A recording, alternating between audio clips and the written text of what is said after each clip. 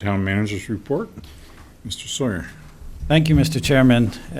First thing I want to bring the community or awareness to, we did put out a nixle to this, but just to bring it up again, is that we are aware of a scam that somewhat may make it look like the town is involved, where people have received a letter, and I know it's small, but there's a sample of the front of the envelope that somebody did receive in town, where it says Bureau of Tax Enforcement, Bedford, New Hampshire. There is no such thing in the town of Bedford, and the taxes they were trying to collect from people weren't from the town of Bedford or even the state of New Hampshire, but from other states. I believe Nebraska was listed in the one letter that did make its way back to the town office building. So the town of Bedford does not use third parties to collect taxes in any ways. If you have any questions ever about your tax bill or something like this that you receive, please contact the tax collector's office at 472-3550 or come into the town office building. But we don't know how many letters were sent out to residents, but certainly there are people trying to scam residents in Bedford, and they picked a great time of year given the fact that my next slide does remind you that tax bills have been mailed out, so I could see how people could easily be confused.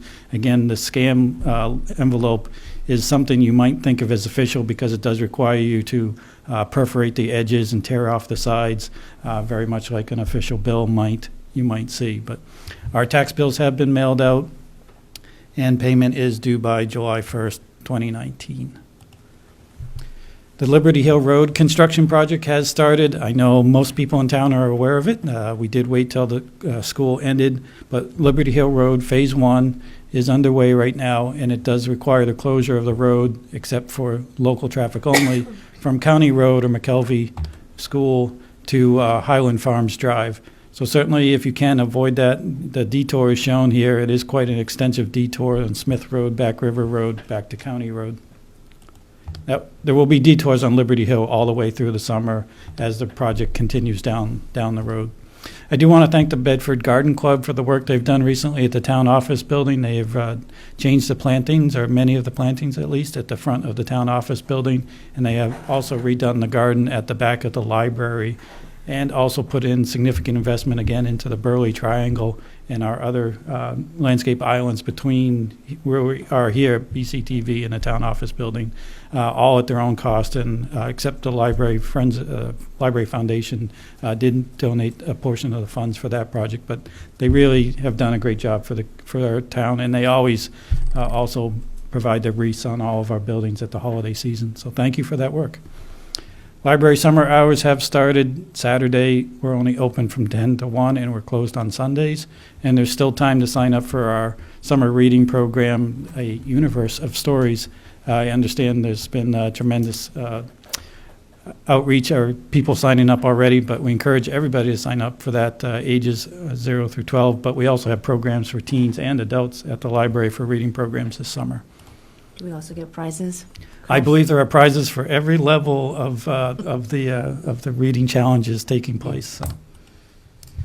Thursday Theater tomorrow is a great day because of the forecast. Looks like it's going to be quite a rainy day. So at 2 p.m. there is a movie, Fighting with My Family. I don't think that has anything to do with being tied up during rainy days, but certainly bring your family out to the movie at 2 p.m. And then at 6:30 is a great movie, Spider-Man Into the Spider-Verse, 6:30 p.m. The pool and splash pad are scheduled, and we do believe they will be able to be open on Father's Day, June 16th, and those are the rates for families, singles on the screen, and over 60 is free. I know I reported at the last meeting that the farmers market was opening on the 11th, but they did postpone that to the 18th. So next week the farmers market is open and will run through the first week of October.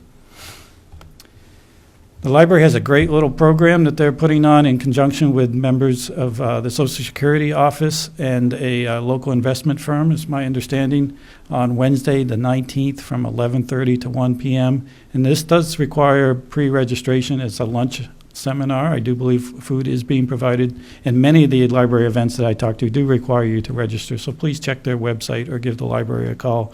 But if you have any questions about Social Security or what investments that maybe you should be making, certainly it's a great opportunity at no cost and for a free lunch to come down and get some questions answered.